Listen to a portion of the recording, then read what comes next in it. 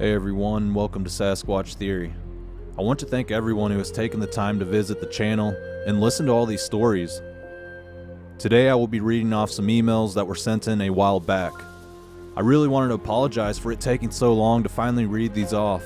These are some really good informative Bigfoot stories, and I really wanted to get them out there. This video took a lot of work to make, and I hope you guys take the time to listen to these people's encounters. If you have a Bigfoot story of your own that you would like to share, feel free to email me sometime. Alright, let's get straight into these Bigfoot stories.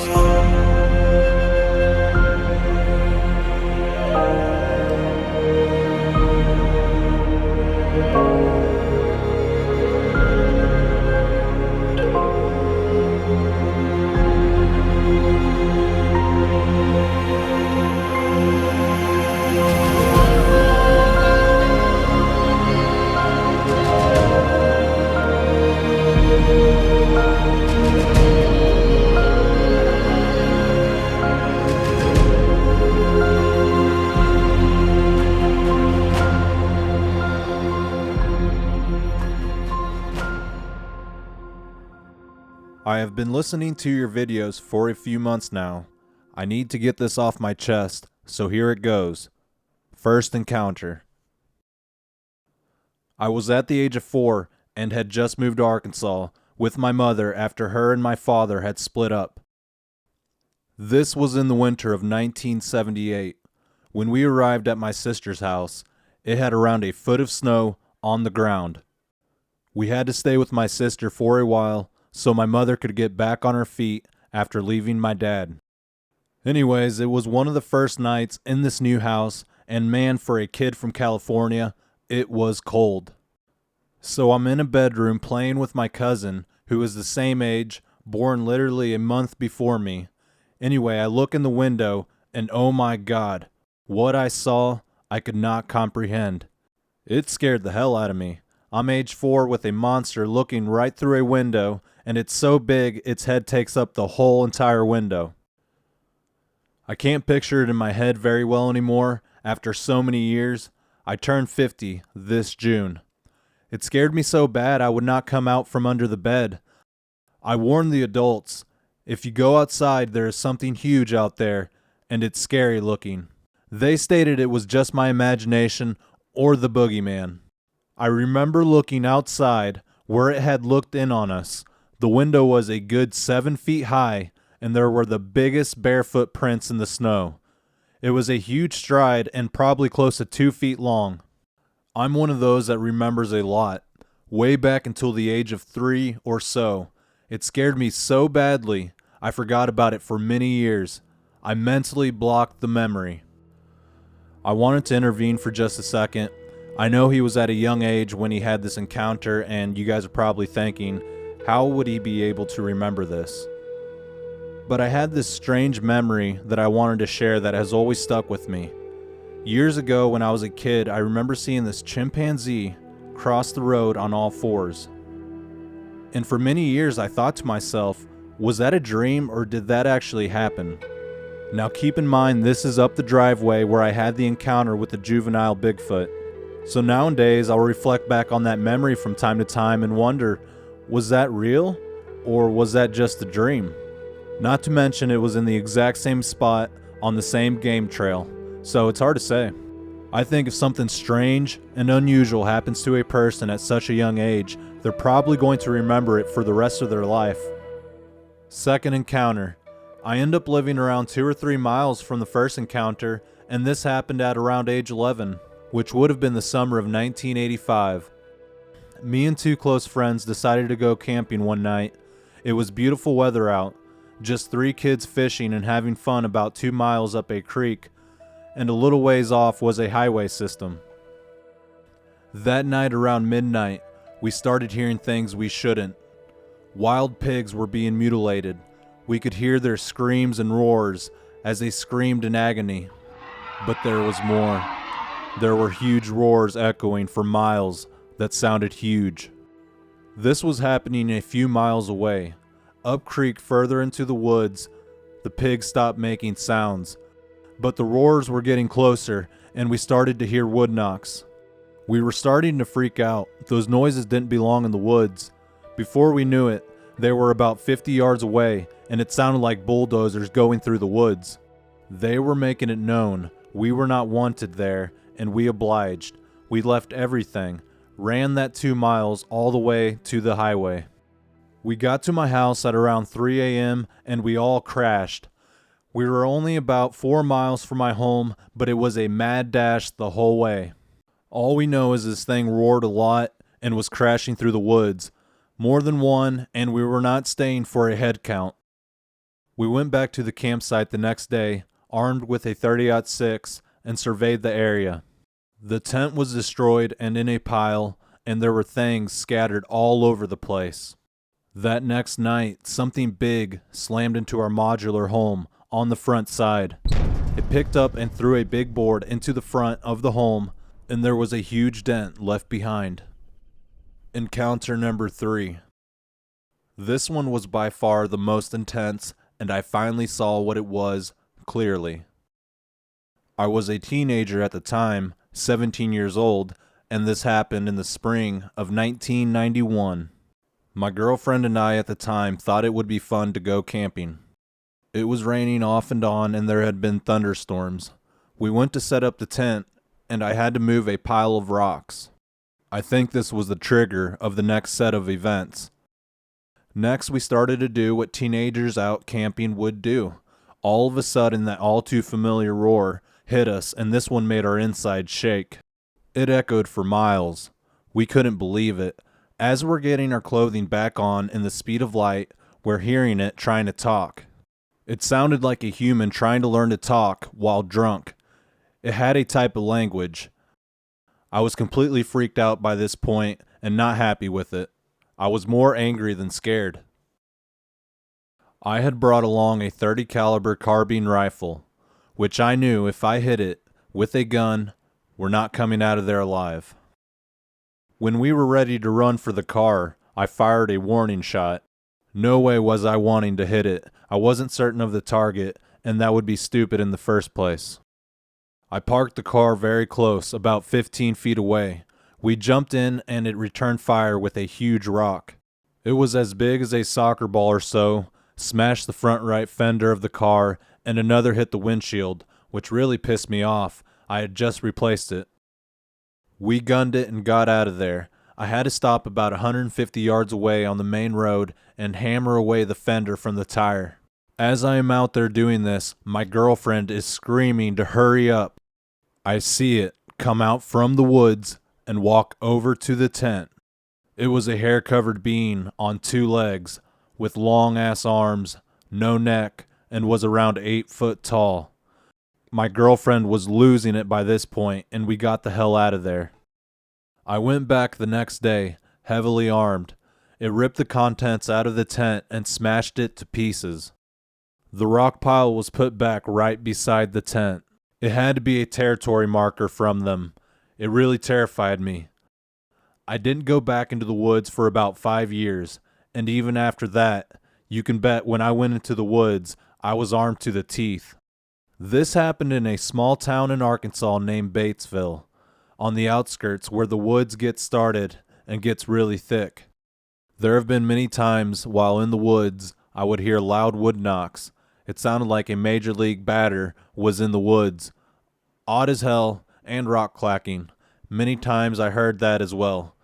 So many times I feel like I was being watched. They are around and they seem like they just want us to leave them alone. They are territorial to the extreme. Please don't use my name if you read this off, as my mother still lives there and other family.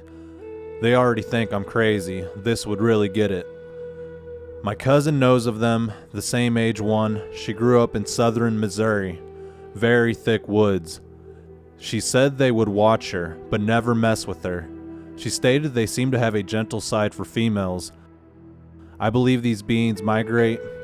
There were times they didn't seem to be around for a year or two, and this is what I know of them. Thanks. Thank you so much for sending in your stories, and it certainly means a lot to me and my subscribers who are trying to figure all this stuff out. I find the part about the rock pile to be extremely interesting. because I find those a lot around here in Missouri, which you're in Arkansas, and that's not too far off. So is this a Ozark Bigfoot thing, or do they all do that? It was actually pointed out to me by the farmer from the killing fields. He claimed he would find rocks in the middle of his trails, which to me I kind of thought they were using the rocks to kill the deer.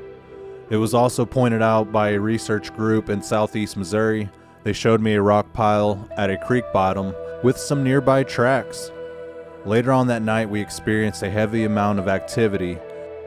After realizing their extreme fascination by these rocks, I began finding them all over the woods.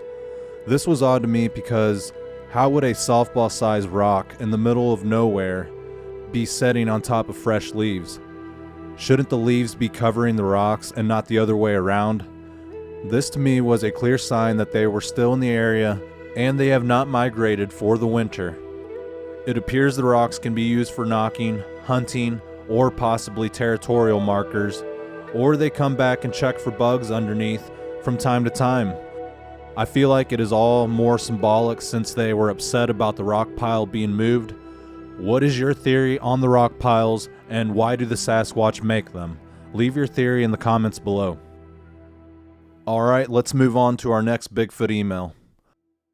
Growing up, my grandma told me these stories of her seeing a Bigfoot come into her barn to steal goats, pigs, rabbits, ducks, just about any small animal that can't fight against something big. I always thought she was just telling stories to scare us kids. Over the years and working for people around our valley, I started to talk to people about what's in the woods and how scary it is that cougars can step out into the open and look at you upwards of 30 times before you would see them. I heard a few of these old loggers say, yeah, those big cats aren't the scariest thing out in the woods, and change the subject. I've grown up with the belief that Bigfoot was possible, and most of the sightings I could kind of figure out were a few whack jobs or misidentified black bears. At the time of this story, it was early March 2014, and I was a senior in high school and loved to take walks around my property after school. I started to notice strange marks on trees, like what a bear would leave after scratching on it. While seeing wildlife such as deer, elk, and the occasional bear is common out here, bears usually just walk through the property and don't do much at all. A few days after I started noticing these strange marks on the trees, my neighbor started asking questions like, have you guys noticed the strange noises at night? Have you felt like something is watching you, but not threatening? And have your dogs been barking and growling at something in the woods? Then one night when I was sitting in my room playing Xbox, my 3 dogs started barking at something on the side of the house. Mind you, I don't have small dogs. One is a pretty big gold lab, then we have a Rottweiler German Shepherd mix and a Malamute. I just ignored it because the chances are it was just a raccoon or a coyote. Then my mom calls me and asked if I heard screams coming from outside. I told her no, and I walked outside and called the dogs. They all came running up except the Malamute. I called the last dog over and over and she never came. I walked out towards the big camper trailer and I could hear her whimper very softly. I started to walk around the trailer and I heard a very low grunt. I stopped dead in my tracks. It was lower than any grunt or growl I've ever heard come from an animal. I walked slowly back to the house and woke up my dad. I grabbed my flashlight and rifle. We walked out there ready to scare whatever this thing was. As we got past the trailer, we heard something huge walking through the brush, and I called for my Malamute again and I could hear her faint whimper, but I could not see her. Then my dad fired a shot in the air to scare off whatever this thing was. Instead of being scared by the deafening boom of the rifle, it turned around and charged at us through the brush. We turned around and ran back into the house as fast as we could, like our lives depended on it. When we got back in, we tried to figure out what was going on. We called animal control, the sheriff's department, and even our neighbors. No one showed up all night. We all sat in the front room in complete silence and darkness. We eventually fell asleep. When I woke up, it was barely daylight, and I went running outside to find my dog. I saw my lab and Mix on the porch. I walked out to the trailer and found my Malamute's lifeless body, laying about 100 feet from where I was hearing her the night before. She had a broken back, snapped neck, and a dent in the side of her head above her right eye. I looked down at her and I told her I was sorry for not being able to save her. I continued to investigate and see what could have done this. I found where this thing walked through and couldn't find any tracks other than broken branches and pushed over brush. I walked back over to my dead dog and saw a handprint on the trailer. It was huge, about 10 to 12 inches long and about 8 to 10 inches across. I've never once seen anyone with a hand that big, and there was multiple handprints in the dirt and grime on this trailer. These handprints had fingerprints, and they were up off the ground about 8 feet or so. I can't tell you what exactly killed my dog that night, but I can tell you that it was not a bear, cougar, or a person. Whatever it was scared me so bad that I always pack a gun with me whenever I go outside, even if it's checking the mail, and I never go out at night by myself. I know it's a late report, but I told my neighbors about it, and they all said it was a cat, or a person high on drugs, or even a bear. I just felt like maybe what happened was more or less my mind chasing, but now I'm older, I'm certain, and my story hasn't changed even a little. It still hurts to talk about it, and every time I speak about it, my voice shakes. I believe it was a Bigfoot. My dogs were pissed off, and Malamutes don't back down from a fight. I think she just stayed on it and paid the ultimate price for protecting what was hers. The only person who actually listened to me was a neighbor who actually searches for Bigfoot around the Pacific Northwest. After this, I really started digging into the Bigfoot lore around my area. Talking to old loggers I knew and having them tell me with a straight face if I seen one, I wouldn't tell anybody. I've had a lot of people tell me that it's just bears that people are seeing. I've had people ask me, why are you asking about it? It's an old wise tale, so your kids don't go run around the woods at night. Finally, I went online and started listening to people on YouTube talk about their encounters, and it seems like the small channels had the most believable stories that are grounded in reality. I started to get really into firearms and hunting. My main targets were grouse and coyote. My friend and I would wake up at 4 a.m. and just go out into the woods and stay there until the sun went down. We had found a lot of neat spots where there was no sign of a person being there for years, no trails, no garbage left behind, just virgin land. We scouted these spots for about 2 weeks and we finally decided to put up a little shack so we could sit down and watch for animals. One day around 2:30 p.m. we are sitting there, hadn't seen anything, no breeze to even move the brush around. My friend looks at me and goes, "Do you smell that?" I stopped doing what I was doing and peeked my head up and took a deep breath, and all I could smell was something like skunk cabbage mixed with wet dog. I just thought, oh, maybe it's the wind finally picking up and we are catching a whiff of some of the wetlands. As we sat there, it got worse, and I looked back up to my buddy and said, okay, what the hell is that? As I glanced over to see what way the wind was going, there was a slight breeze blowing from west, which was on our right and slightly behind. He just looked at me and covered his face like I had farted. I told him, that's not me. He dropped his shirt and said, maybe it's a hog. We have a small population up here and they stink to high heaven. We got out and started looking around but couldn't see or hear anything. So we just figured maybe it was a skunk walking through and we decided not to go after it. We walked back into our little shack and sat for about 15 minutes until this big thud shook the building and it came from behind us. We bailed out, guns drawn, looking around thinking that someone is messing with us. We could hear something off in the brush running away. The noise started probably another 10 yards away from us, and we could hear it run for about another 30 seconds. The whole time it's getting quieter and quieter until it stopped. I looked down and saw this big branch, probably about 8 inches thick and about 6 feet long. It had been thrown so hard at our little shack that it tore down about 3 layers into the plywood on the back side. My friend and I decided it was time to leave. We hiked back down to my truck, and there's these huge smudge marks all over the windows, like something was trying to look in and see what was in there. along with a ring of good-sized rocks, all going around my truck like an outline. The smudges on the glass are one thing. I often left jerky or leftover fast food in my truck and have seen bears licking my windows or rubbing their faces up against the glass smelling it, but the rock ring around my truck was terrifying. I felt like a marked man.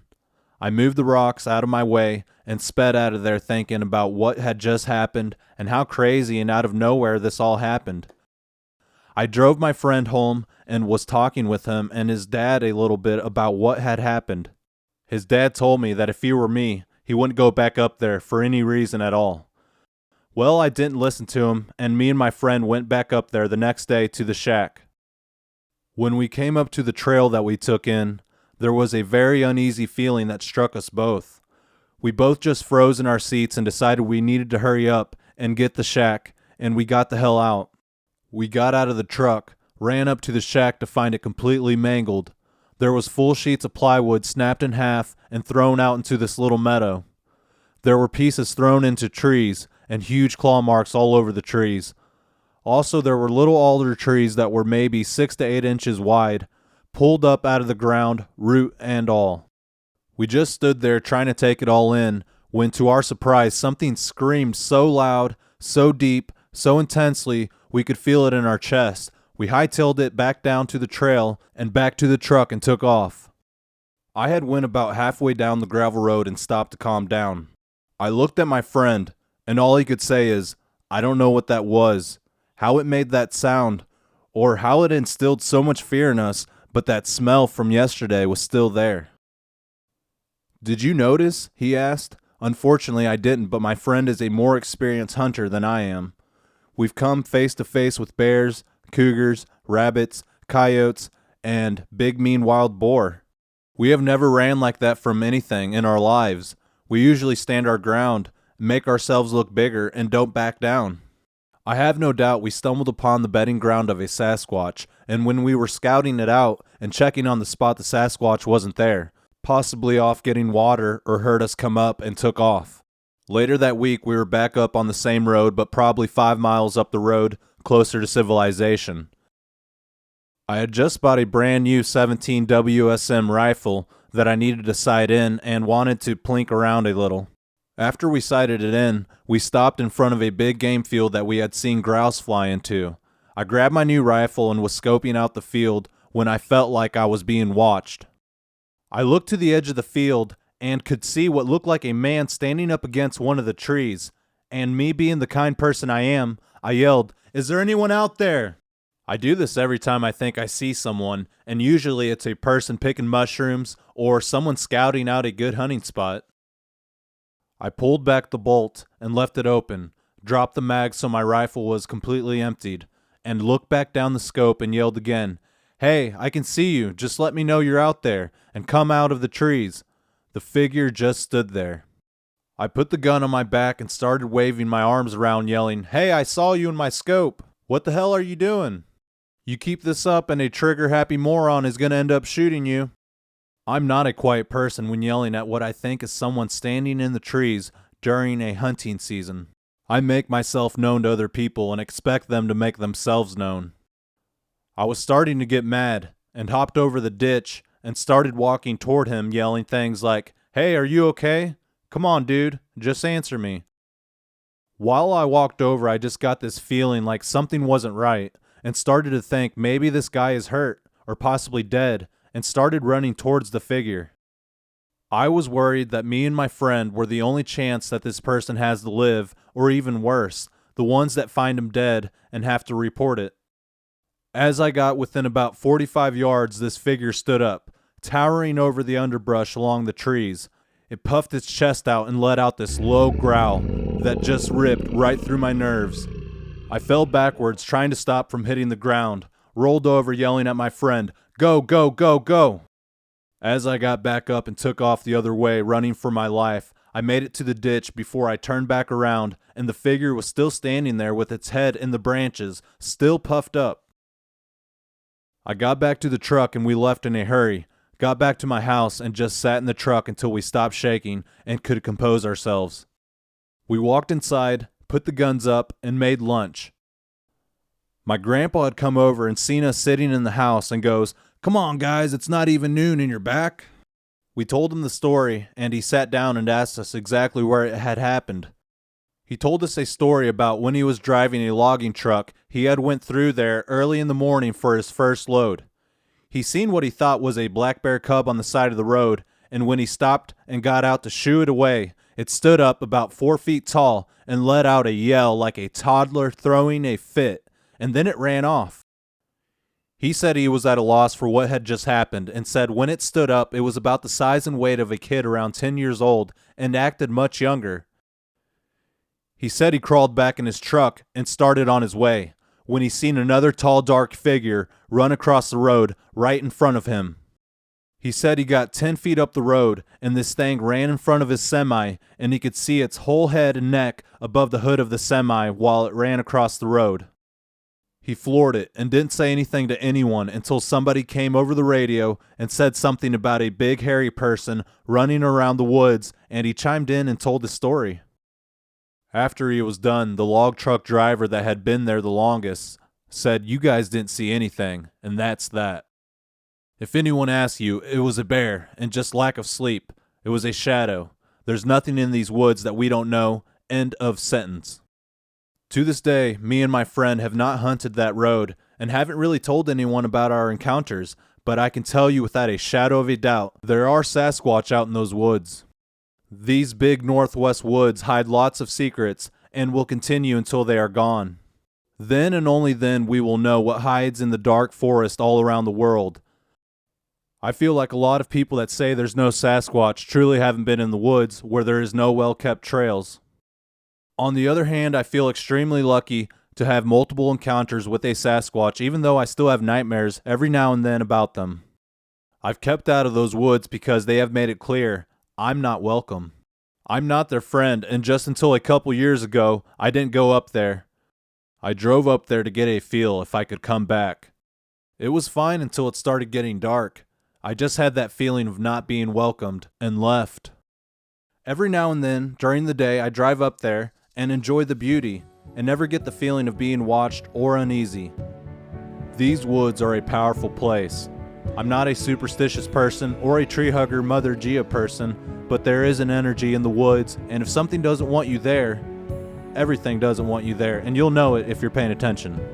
I recently just found your channel and have really liked it. I thought you would enjoy my encounter stories and possibly make a video about them. Keep up the great work, and can I suggest maybe a better mic for those documentaries? They are kind of quiet. Other than that, I love the videos and the whole subject of Bigfoot.